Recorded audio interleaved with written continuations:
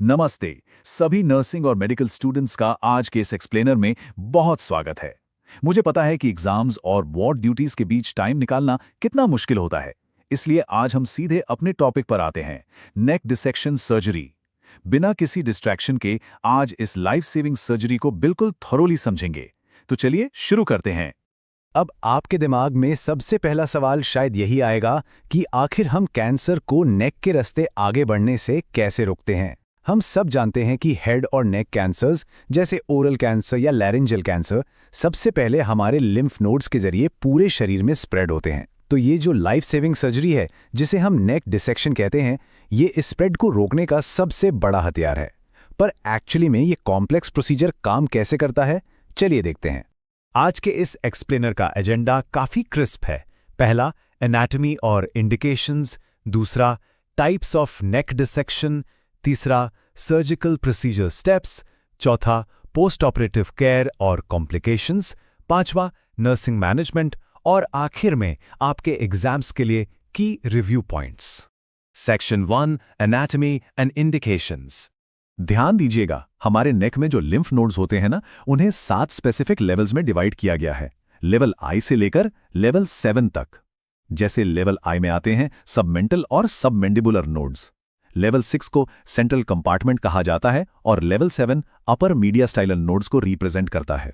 As a medical professional, in English anatomical names और उनके levels को टिप्स पर याद रखना एब्सोल्युटली क्रूशियल है, क्योंकि आगे चलकर कैंसर की प्रिसाइज स्टेजिंग इन्हीं लेवल्स पर डिपेंड करती है। तो सर्जरी एग्जैक्टली कब इंडिकेट होती है? कुछ प्राइमरी मैलिग्नेंट कंडीशंस हैं, जैसे oral cancer, tongue carcinoma, laryngeal carcinoma, thyroid carcinoma और फेरेंजियल कैंसर। इन सीरियस केसेस में मेटास्टैटिक सर्विकल लिम्फ नोड्स को रिमूव करना हमारा सबसे मेन गोल होता है। ये सिर्फ एक रूटीन प्रोसीजर नहीं है, ये एक्चुअली पेशेंट के सर्वाइवल चांसेस को डायरेक्टली और ड्रास्टिकली इंप्रूव करता है। Section 2, types of neck dissection. अब थोड़ा सा डायरेक्ट क्लिनिकल कंपैरिजन करते हैं। एक तरफ है रेडिकल नेक डिसेक्शन यानी आरएनडी। यहाँ कैंसर का स्प्रेड इतना एक्सटेंसिव होता है कि सब कुछ कंप्लीटली रिमूव करना पड़ता है। स्टर्नोक्लाइडोमास्टॉइड मसल, इंटरनल जगुलर वेन और स्पाइनल एक्सेसरी नर्व। दूसरी तरफ हमारे पास है मॉडिफाइड रेडिकल नेक डिसेक्शन यानी एमआरएनडी। एमआरएनडी का सबसे बड़ा फायदा ये है कि हम इन स्ट्रक्चर्स में से एक या ज्यादा को प्रिजर्व करने की कोशिश करते हैं। इससे कॉस्मेटिक डिफॉर्मिटी काफी कम होती है और पेशेंट का शोल्डर फंक्शन भी बेहतर मेंटेन रहता है। इन दोनों मेन टाइप्स के अलावा कुछ और अप्रोचेस भी हैं। जैसे अगर कैंसर बिल्कुल लोकलाइज्ड या अर्ली स्टेज में है तो सिलेक्टिव नेक डिसेक्शन या एसएनडी परफॉर्म किया जाता है। इसमें हम सिर्फ सिलेक्टिव लिम्फ नोड ग्रुप्स को ही टारगेट करते हैं। ऑन द फ्लिप साइड, अगर मेलिग्नेंसी बहुत ही एडवांस्ड है तो एक्सटेंडेड नेक डिसेक्शन की जरूरत पड़ती है। इसमें हमें एक्स्ट्रा स्ट्रक्चर्स जैसे करोटिड आर्टरी और हाइपोग्लोसल नर्व को भी हटाना पड़ता है ताकि कैंसर पूरी तरह क्लियर हो सके। Section 3, surgical procedure steps. अब थोड़ी देर के लिए ऑपरेशन थिएटर को इमेजिन करिए। सर्जरी का क्रोनोलॉजिकल फ्लो बिल्कुल सिस्टमैटिक और प्रिसाइज होता है। स्टेप 1 है स्किन इंसिजन, जहां कॉमनली एप्रन या मैकफी इंसिजन यूज किया जाता है एक क्लियर एक्सेस के लिए। स्टेप 2 में होता है एक्सपोजर ऑफ नेक स्ट्रक्चर्स, जहां सर्जन वेसल्स और क्रेनियल नर्व्स को बहुत ही केयरफुली आइडेंटिफाई करते हैं। फिर आता है step 3, level wise lymph node removal. अभी जो हमने 7 एनाटॉमिकल लेवल्स डिस्कस किए थे, उनका नॉलेज यहीं प्रैक्टिकली अप्लाई होता है। स्टेप 4 है हीमोस्टेसिस, यानी ब्लीडिंग को पूरी तरह कंट्रोल करना। और final step 5, suction drain placement and closure. Suture करने से पहले अंदर का फ्लूइड निकालने के लिए सक्शन ड्रेन प्लेस करना अत्यंत आवश्यक है। और ये कोई छोटा प्रोसीजर नहीं है। जनरल एनेस्थीसिया के अंडर परफॉर्म किए जाने वाली इस एक्सटेंसिव सर्जरी में आमतौर पर 3 से लेकर 8 घंटे तक का लंबा समय लगता है। It's a true test of endurance, जहां पूरी सर्जिकल टीम की कॉन्सेंट्रेशन 1 सेकंड के लिए भी ब्रेक नहीं होनी चाहिए। Section 4, post operative care and complications. Airway management, most important priority. Ward में सभी मेडिकल और नर्सिंग स्टाफ के लिए ये समझ लीजिए कि एक गोल्डन रूल है। नेक सर्जरी के बाद पोस्ट ऑप इडिमा या हिमेटोमा बनने का डर हमेशा रहता है, जो एयरवे को कंप्लीटली ब्लॉक कर सकता है। इसलिए किसी भी तरह के रेस्पिरेटरी डिस्ट्रेस या स्ट्राइडर को मॉनिटर करना और उस पर तुरंत एक्ट करना सबसे बड़ी क्लिनिकल प्रायोरिटी होनी चाहिए। अब उन मेजर कॉम्प्लिकेशंस की बात करते हैं जो वार्ड में फेस करनी पड़ सकती हैं। हेमरेज और एयरवे ऑब्स्ट्रक्शन तो बहुत ही इमीडिएट और लाइफ थ्रेटनिंग खतरे हैं, उसके अलावा वाउंड इन्फेक्शन और शोल्डर डिस्फंक्शन पेशेंट की लॉन्ग टर्म रिकवरी को अफेक्ट करते हैं। और एक बहुत ही डेलिकेट इशू है नर्व इंजरी। सर्जरी के दौरान hypoglossal nerve, vagus nerve, marginal mandibular nerve या फ्रीनिक नर्व के डैमेज होने का कांस्टेंट रिस्क रहता है। इसलिए इन नर्व्स के फंक्शंस को कॉन्स्टेंटली असेस करते रहना चाहिए।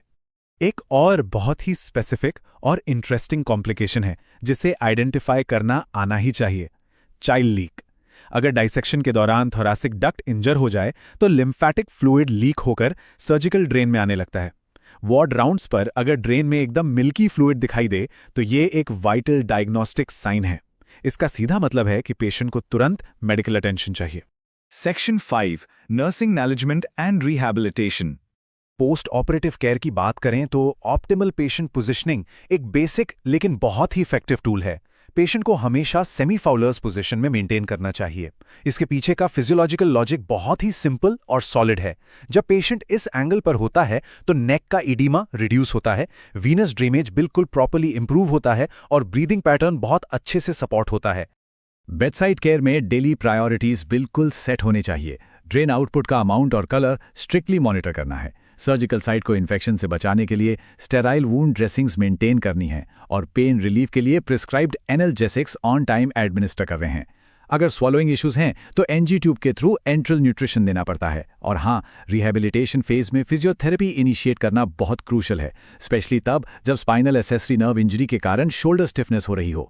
सेक्शन 6 की एग्जाम रिव्यू पॉइंट्स। अब टाइम है एक क्विक रैपिड फायर रिव्यू का।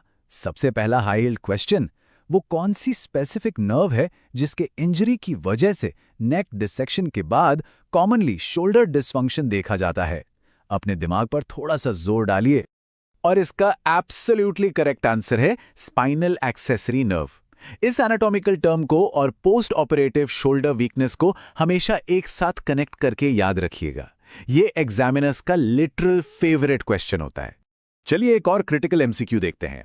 रेडिकल नेक डिसेक्शन के दौरान वो कौन सी मेजर वेन है जिसे कंप्लीटली रिमूव कर दिया जाता है? इसका सही जवाब है इंटरनल जगुलर वेन।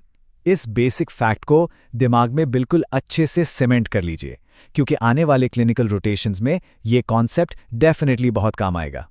तो इस एक्सप्लेनर को रैप अप करते हुए हमने ये क्लियर कट समझ लिया है कि पेशेंट का सर्वाइवल हेविली इस बात पर डिपेंड करता है कि कैंसर किस स्टेज पर डायग्नोस हुआ।